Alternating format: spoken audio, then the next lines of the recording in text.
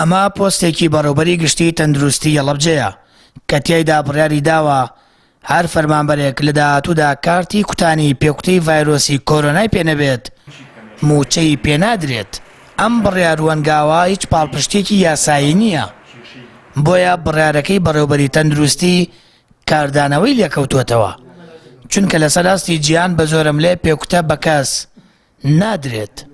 خۆی لە ڕاستیە لەگەڵ هاتنی کۆرۆنا وڵاتە پێشکەوتوەکانی دنیا وڵاتە ئەوروپیەکان و تەنانەت ئەمریکا ئەوروپا هەرهەمووی لەگەڵ هاتنی کۆرۆنا کاراسانیان بۆ خەڵک کرد و خەڵکانێک بەهۆیەوە کە نەتوانێت بچێتە سەر ئیش لە ماڵەوە دانیشە مەعاشەکە دەدەینێ، بەڵام لێرە بەداخەوە لێرە ئەڵێ مەعاشەکە تەبڕی نەگەر خۆت ڤاکسین بەکار نەهێنی. یعنی بەڕاستی ئەمە لەگەڵ هیچ قیەمێک و لەگەڵ هیچ ئەخلاقێکە نایەتەوە کە تۆ خەڵکانێک نەخۆش بن لە ماڵەوە بن تووشی ڤایرۆسی کۆرۆنا بن، تووشی بێئیشی بوون، تووشی قەیران بوو بن، بێ بڵێ ئەگەر ڤاکسین بەکار نەهێنن مەعاشەکەتان ئەبڕین. ئەکرێت بینێکی ڕۆشنبیری بڵاو بکرێتەوە لەسەر باشی ڤاکسین و لەسەر کوتانی ڤاکسین، بەڵام بەم نەمەتە و بەم جۆرە قسەکردن لەسەر ڤاکسین و لەسەر خەڵکی و هەڕەشەکردنە مەکارە ساتە. لە ئێستادا لەسەر ئاستی جیهان تاکە هۆکاری ڕوبەڕووبوونەوەی کۆرۆنا بەکارهێنانی پێکوتەیە، بەڵام بڕیارەکەی بەڕێوەبەری تەندروستی هەڵەبجە بەبێ پشت بەستنە بە هیچ مادە و بڕگەیەکی یاسایی بە پێچەوانەوە بەپێی یاسا هیچ کەسێک مافی ڕاگرتن یاخود پێنەدانی موچەی نییە. لەبریەوە دەکرێت لە ڕووی بڵاوکردنەوەی هۆشیاری و ڕێنمایی تەندروستی فەرمانبەران و خەڵک بەگشتی بۆ وەرگرتنی پێکوتە ئاڕاستە بکرێن. پەیام لەبارەی دەرکردنی بڕیارەکەیەوە پەیوەندی بە بەڕێوەبەری تەندروستی هەڵەبجەوە کرد، بەڵام وەڵامی پەیوەندیەکانی نەدایەوە.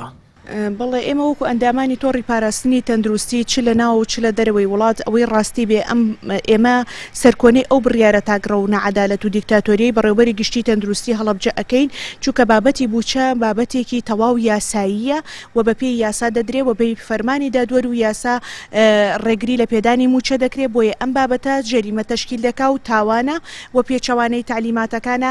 ئەم بڕیارە لە کاتێکا جێبەجێکرێت کە سەرۆکی ئەنجومەنی وەزیران و پەرلەمانی کوردستان بڕیارێکی ئەو جۆرە دەربکات لە ڕۆژنامەی وەقاعی کوردستاندا بڵاو بکرێتەوانێ و پێم وایە ئەم بڕیارەی تاگڕەوانەیە ینی سوکایەتیکردنە بە سەرۆکایەتی ئەنجومەنی وەزیران و جێگرەکەی و پەرلەمانی کوردستان، چونکە دەبێت سیلسیلەی تەڕاجوعی هەبێ و بڕیار لەسەرەوە دەربچێت ئەوە ئەوانی خوارخۆیان جێبەجێ بکەن. بەڵام ئەمە پێمان دەڵێ کەسێک دەیەوێ وەکو عەسابە مامەڵە بکات بڕیارەکانی لە ژێرەوە بەرز بکاتەوە بۆ سەرەوە و پێم وایە دەبێت بە زووترین کات لایەنی پەیوەندیدار بێتە خەت بۆ ئەوەی چیتر سوکایەتی بە بڕیار و بە چارەنووسی خەڵک نەکرێ. بەپێی بڕیارەکەی تەندروستی هەڵەبجە هەر فەرمانبەرێک پێکوتە وەرنەگرێت موچەکەی دوا دەکەوێت. لە پۆستەکەی بەڕێوەبەری گشتیدا هاتووە لەبەر پاراستنی تەندروستی گشتی ئەو بڕیارەیاندا و بەرزی دەکەنەوە بۆ پارێزگار تا بۆ فەرمانگەکانی دیکەش جێبەجێ بکرێت. ئەم هەنگاوە نوێیەش لە ڕاگرتن و بڕینی موچە دوای ئەوە دێت چەند ساڵێکە کابینەکانی حکوومەت ڕۆژێک بە ناوی پاشەکەوت و ڕۆژێک بە ناوی خۆگونجاندنەوە کار لە موچەی فەرمانبەراندا دەکەن.